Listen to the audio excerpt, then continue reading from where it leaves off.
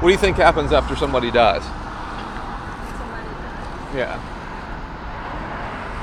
I guess I think depend on like the kind of person they were in life. Okay. Will they go to heaven? Will they go to heaven? Okay. What Whatever. do you think? Do you think you're good enough to go to heaven? Are you a good person? Okay. I asked you a few questions to see if that's true. Have you ever told a lie? Okay. How many lies do you think you've told in your life? Can you put a number on it? I wouldn't say many. As an adult, at least. As a child, and A child, maybe more. yeah. As an adult, like now. Okay. I wouldn't lie about anything. Really? Oh, that's wonderful. Well, okay, so if you have lied in the past, though, what do you call someone who lies? Liar, yeah. Have you ever stolen anything, regardless of its value? Even downloaded something from the internet for free that you should have paid for, cheated on a test, regardless of its value, even when you were young, taking something without asking? It's like music online when I was Music younger. online? Yeah. Okay. What do you call someone who steals? A thief. Have you ever taken God's name in vain? Like said, oh my, G-O-D, or stuff like that. I've probably done it before, but I don't. Right. Okay. So what's your name? I'm Jason. What's your name? Yeah. Kaylin? So Kaylin, I'm not calling you names. This is by your own admission. You're a liar, a thief, and a blasphemer. We've gone through 3 of what are called the 10 Commandments, right? And so if God were to judge you by that standard after this life is over, would you be innocent or guilty? Okay. Kaylin, right? So Kaylin, if you're guilty, do you go to heaven or hell? Guess it depends on if he forgives you or not. Okay. Well, yeah, people do get forgiven of things. But so we understand justice, right? We understand that if someone commits a crime, like you've heard that expression, you do the crime, you do the time, right? So we understand justice. If somebody commits a crime and the judge were to just let them off the hook, and, for no reason other than, he's like, I kind of like you. I like the way you look or whatever, I'm just going to let you go. We would say that's unjust, right? So it's even more so with God. Like, do we really think that God's going to let liars and thieves and those kinds of people into heaven? I mean, we don't think he would let murderers into heaven. You know what I mean? Like, I wouldn't think, right? But the thing is because we have our own standard of what good is, each of us are able to look at another person and say, well, I'm not as bad as they are, right?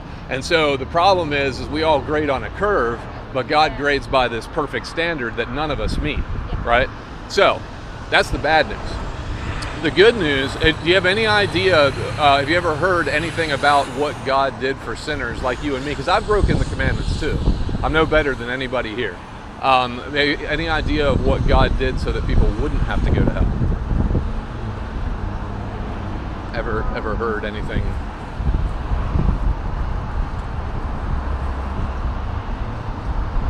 He pretty much died for our sins. Right. 2,000 years ago, God became a man, and that man, Jesus of Nazareth, lived the perfect life that you and I couldn't live. And he died taking the punishment that sinners like you and I deserve. So I don't know if you understand the legal implications of that, though. So the legal implications are, like I said, God, if he's good, he can't just let guilty criminals go free, because that wouldn't be justice. He wouldn't be a good judge if he did. So, like, say, Kaylin, or what's your name, ma'am? Trisha. So I know you wouldn't do this, Trisha, but let's say Trisha stole a car today, okay? And they catch her, and they got their smartphone. They catch her on camera, and all the evidence is there. She's brought before the judge, and the judge says, Trisha, what do you have to say for yourself? And Trisha says, I'm really sorry for what I did, and I'm hoping because you're a good judge, you're just going to let me go. If the judge is a good judge, is he going to let Trisha go?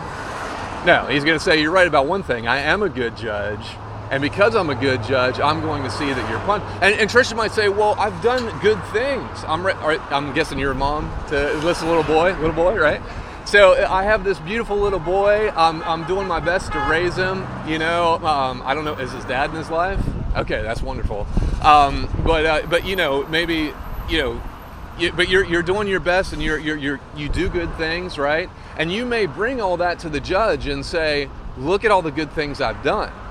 And what's the judge going to say? He's going to say, well, that's irrelevant to your case, right? Does that make sense? Like you're not here because of the good things you did. You're here because you broke the law, right? And so it's even more so with God. People like to think that the good things we do are kind of going to make up for the bad. But if it doesn't work in our human courts, why do we think it would work in a heavenly court? Does that make sense? So what we need is someone who's never broken the law. Because if Trisha, so let's say the judge says, Trisha, your sentence is a year in prison or a $20,000 fine. I mean, you probably don't have $20,000, right? So, but if someone Trisha never has even met before comes in and says, Judge, I love Trisha, and here's $20,000, I'm going to pay her fine. Can she go free? Can she go free if her fine is paid? Yeah. Does that make her innocent? No. She's still guilty, but the fine has been paid. And so that's how it was on the cross. Jesus said, it is finished. The word in Greek is tetelestai or teleo. It also means paid in full. A really kind of weird thing to say on a cross, right? A man's dying on a cross. He's under the sentence. People think he's a criminal, but he's really not. He's really suffering there because of the sins of the world, right? And so why would he say it is finished? Well, the more you understand the Bible, the more you read the Bible, the more you find out that God was placing the sins of those who believe in Jesus upon Jesus so that he wouldn't have to treat us, Christians, the way that we deserve to be treated. Does that make sense? So, Christians broke the law, Jesus paid the fine, and that's why people say, Christians are like narrow-minded, and we say that there's only one way. Well, people don't say that about math. You don't say 2 + 2 only equals 4, and that's narrow-minded, right? And there's only one way to God, and that's through faith in Jesus, because he's the only perfect person who ever lived, and he's the only one who died to a substitutionary death in place of everyone else who broke God's law. So, do you have a Bible at home? When's the last time you read it?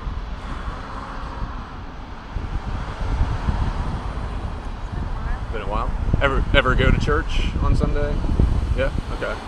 If you don't mind me asking, I don't mean to... I'm going to turn this thing off. Thank you for talking with me. I appreciate it.